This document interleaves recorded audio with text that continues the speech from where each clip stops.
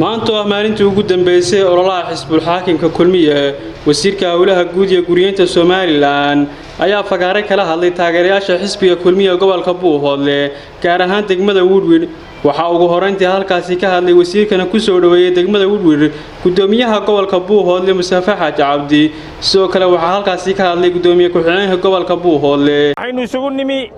ololihii xisbiga Kulmiye oo maanta aynu u taaganahay degmada Woodward ee gobolka Buuhoodle waxaan halkan aad idinka mahad celinayaa sida mugga iyo miisaan kale ee aad ugu soo qayb gasheen waxaanu leenahay jazaakumullahu khayr saadaradeed waxa loo baahan yahay sida uu sheegay barasaab ku-xigeenku maalinta 31 May guushu waa xisbiga Kulmiye iyo inaynu farteena saarno xildhibaanada aynu dooranay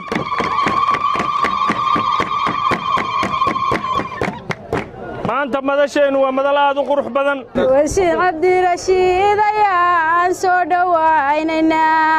wasiir Cabdi Rashiid ayaan soo dhawaynayna waftida noo timi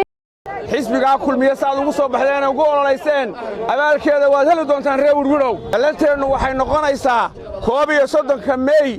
inaynu u codeyno xisbiga Kulmiye inagoo reer Woodward oo gobolka Buuhoodle oo laascaanood iyo ilaa jiidalin qofka jooga dhul bahantow balanteenu waa xisbiga Kulmiye iyo 31 May gaar u soo dhaweynaya wasiirkayga Cabdi Rashiid Ducaale Qambi aad iyo aad baan u salaamaya waa ku faraxsanahay inuu naga soo qayb galo waxa ugu dambeyntii halkaasi kala hadlay taageerayaasha xisbul xaakimka Kulmiye wasiirka Howlaha Guud ee guriyeenta Somaliland Cabdi Rashiid Xaaji Ducaale Qambi waxaan u mahadnaqayaa in reer Woodward maanta iyo shalayto ay kala duwan yihiin ayna ku kala duwan yihiin inay danta ay leeyihiin meeshay ka jirto iyo meeshay ka raacan karaan wuxuu yaalaan ay raacdaan taa lafteeda baan Ilaahay ugu mahadnaqayaa in Woodward sidaa yeesho waxaan mar labaad u mahadnaqayaa hablaha sharaxan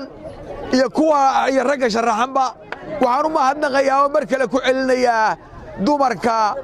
iyo dhalinyarada dumarka ah ee degmada Woodward waxaan dadweynaha Woodward ka codsanayaa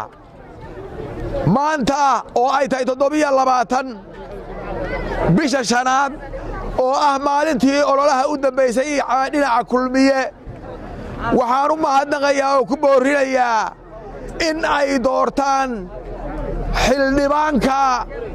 ka sharaxan degmada xisbiga Kulmiye u sharaxan golaha wakiilada waxaan dadweynaha degmada Woodward ka codsanayaa